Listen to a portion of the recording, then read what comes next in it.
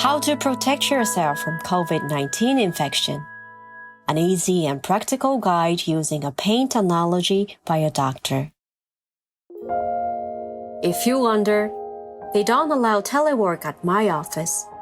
I really don't want to commute, but I must. How can I protect myself? If you wonder, doctors, tell me what you do to protect yourselves. What do you make your family do? I've read so much information, but I still don't understand what's the point. This video will tell you how to protect yourself from COVID-19 infection by using an analogy comparing droplet and contact infection to getting stained with wet paint. I hope this guide will begin to protect you from the moment you have finished watching it. When you go outside, think, everything was just painted and the paint is still wet. When you sit on a bench, think, uh-oh, I've got paint all over my back and butt now. When you press an elevator button, think, oh, I've got paint on my fingers. But remember, you don't have to panic. This is special paint that fades away if you leave it for some time. For example, the paint on paper fades away in 3 hours, on cardboard in 24 hours, on cloth and wood in 2 days, on glass in 4 days, on cash in 4 days, and on the outer surface of a mask in 7 days. If you leave it untouched, it fades away by itself. So, all you have to do is to leave it alone for hours or days. Or you can just use soap or alcohol after touching something contaminated with this paint. That will wash the virus particles away or break the structure of the virus so that it can't infect you anymore. The most important thing is to protect your nose and mouth, for they are the entrance to your lungs. Protect them from your hands, which are the carriers of the paint. The goal is simple. Keep your nose and mouth away from the paint. But we all tend to touch our nose unconsciously.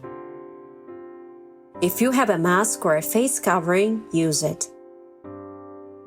It keeps your nose and mouth away from your hands.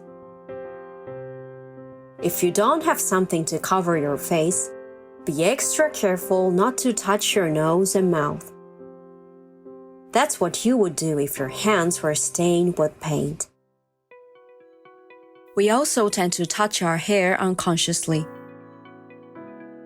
If you've touched your hair with paint-stained fingers, your hair is potentially paint-stained as well. Sneezing, coughing, and talking loudly are like spray paints. The spray can fly 2 meters away. When you walk through a space where someone sneezed some time ago, the paint mist can stick to your chest as well. As long as there are silently infected persons on the street, anywhere can be wet with this potentially infective spray paint. Now look at this person. He sneezes on his hands. His hands are covered with paint. When he touches things, the surface gets stained. Doorknobs, elevator buttons, touch panels. If you touch them, your hand is potentially stained with invisible paint. Imagine you are covered with paint all over. It's what you should expect when you're outside. But you don't have to panic. All you have to do is to wash it away before it reaches your nose and mouth. The important thing is to keep your nose and mouth away from the paint. In this video, I show you do's and don'ts in 3 different situations. Situation number 1. Let's think about one situation away from home where you absolutely need to bring your hands near your mouth. What is it? It's eating and drinking outside. People take off their masks to eat or drink, and when they do, the paint mist can spread through the air. You can't say, "It's all right, he's not coughing." A person carrying the virus might not show any symptoms at all. The best way to avoid risk is to eat at home. But if you have no choice, here is what you have to check. First, check the food. Check if it's stained with paint. Did the person who cooked it wear a mask? Can you make sure there is no one within 2 meters from you? Is the room ventilated well? If the answer is no to any of the questions, the paint may be on the food. Second, check your hands. Did you wash your hands? Avoid touching your mask surface after you've washed your hands because your fingers will be stained with paint again. Hold the string behind your ear to take your mask off.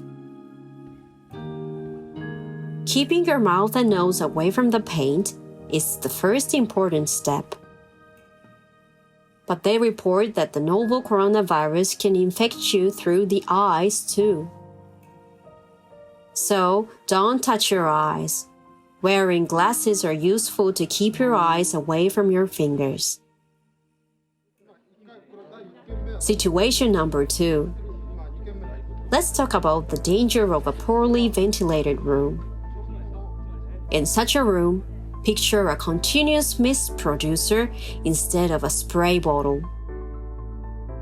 People without masks give off paint mist.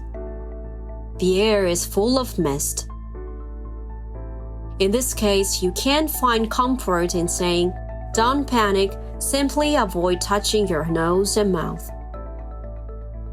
You'll breathe the paint. Never go to poorly ventilated places.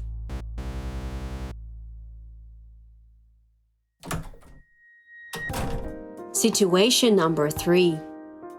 Let's talk about what we can do at home. Now you're back at home.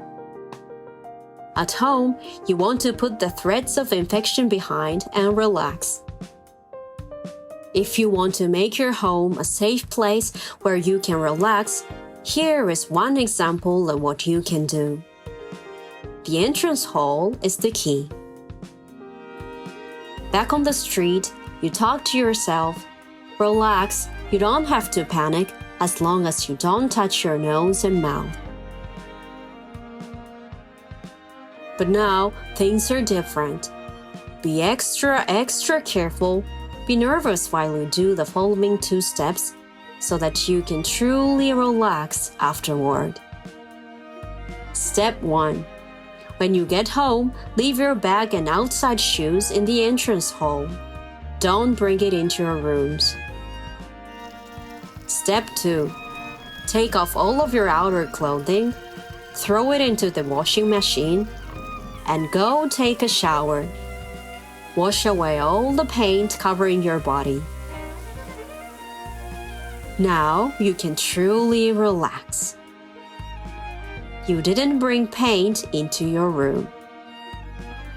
If you want to be truly careful and want to make your home really paint-free, a smartphone can be a pitfall. A smartphone can be covered with paint just as your body was. You can either wipe the paint off or simply put your smartphone into a plastic bag at home. Now, let's review our paint protection lessons. When you go outside, many places are potentially contaminated with the novel coronavirus. It will stick to your hands. You may become infected if you touch your nose, mouth, and eyes. So, Avoid touching your face. To avoid touching, use a mask if you have one. A mask is also very useful to avoid spreading your own infection to other people. You might be infected without having any symptoms, and you might spread the virus to others when you cough, sneeze, or talk. So, use a mask to protect others. Last but not least, staying at home is the easiest and safest way to protect you and your loved ones.